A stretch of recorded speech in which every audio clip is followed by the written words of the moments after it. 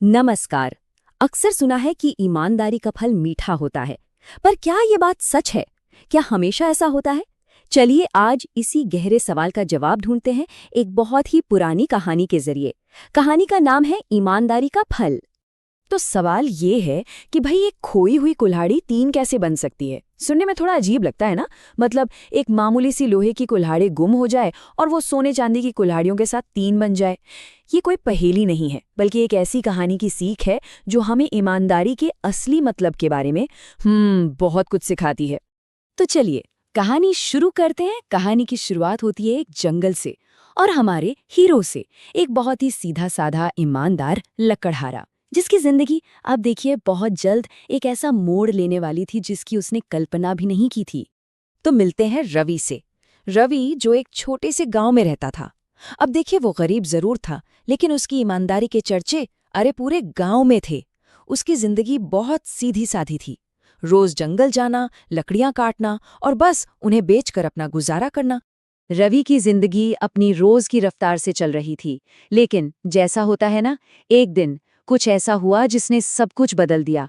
और यही वो मोड़ था जहां एक छोटी सी दुर्घटना एक बहुत बड़ी परीक्षा बनने वाली थी।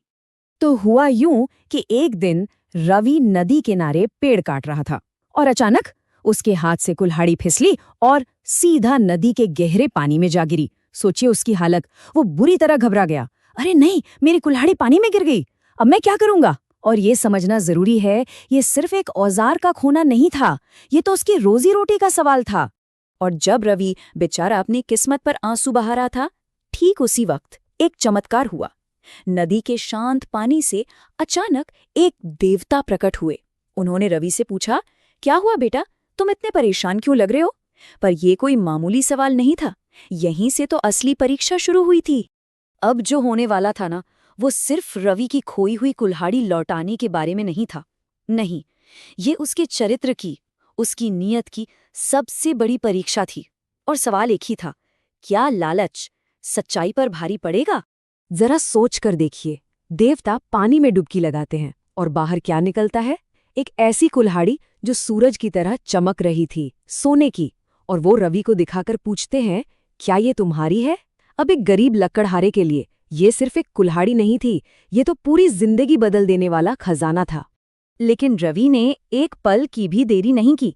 उसने फौरन जवाब दिया, नहीं, ये मेरी नहीं है। उसकी आवाज में जरा भी लालच नहीं था, सिर्फ और सिर्फ सच्चाई थी। देवता के चेहरे पर एक मुस्कान आई, जैसे वो जानते थे कि रवि की ईमानदारी इतनी कच्ची नहीं है। वो फिर से पानी में गए और इस बार बाहर आई एक चांदी की कुल्हाड़ी। सवाल फिर से वही था और परीक्षा और भी कठिन हो गई थी। और रवि का जवाब इस बार भी बिल्कुल वही, एकदम अडिग। उसने शांति से कहा, ये वाली भी मेरी नहीं है। ये बात साफ करती है कि उसकी ईमानदारी कोई दिखावा नहीं थी, बल्कि उसके चरित्र का, उसकी पहचान का हिस्सा थी। तो अब बारी थी आखिरी और सबसे जरूरी सवाल की। देवता तीसरी बार पानी में गए और इस बार उनके हाथ में क्या था? वही पुरानी साधारण सी लोहे की कुल्हाड़ी, रवि की अपनी कुल्हाड़ी। अपनी कुल्हाड़ी को देखते ही अरे रवि की तो आंखें चमक उठी।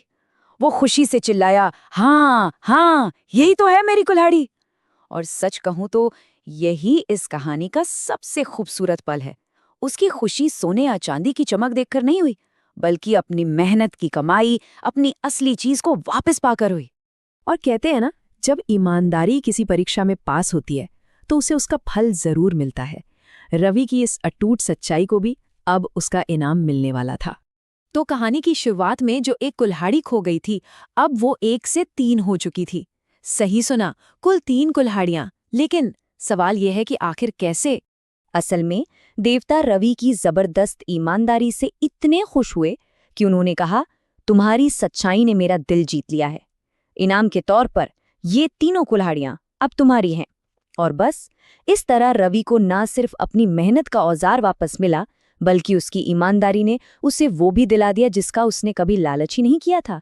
तो आखिर इस कहानी से हमें क्या सीख मिलती है? यही कि ईमानदारी शायद सबसे बड़ी ताकत है। हो सकता है रास्ते में मुश्किलें आएं, बड़ी बड़ी परीक्षाएं हों, लेकिन अंत में इसका फल हमेशा मीठा ही होता है। ये सिर्फ एक कहानी नहीं है, ये तो जिंदगी जीने का एक तरीका है। और यहीं पर यह कहानी हमें एक बहुत ज़रूरी सवाल के साथ छोड़ जाती है। आज की इस भाग-दौड़ भरी दुनिया में, जहां हर कोई सफलता के लिए शॉर्टकट लेना चाहता है, ईमानदारी के असली मायने क्या हैं? क्या आज भी ये उतनी ही ज़रूरी है जितनी पहले थी? ये एक सवाल है जिस पर सोचना बनता है।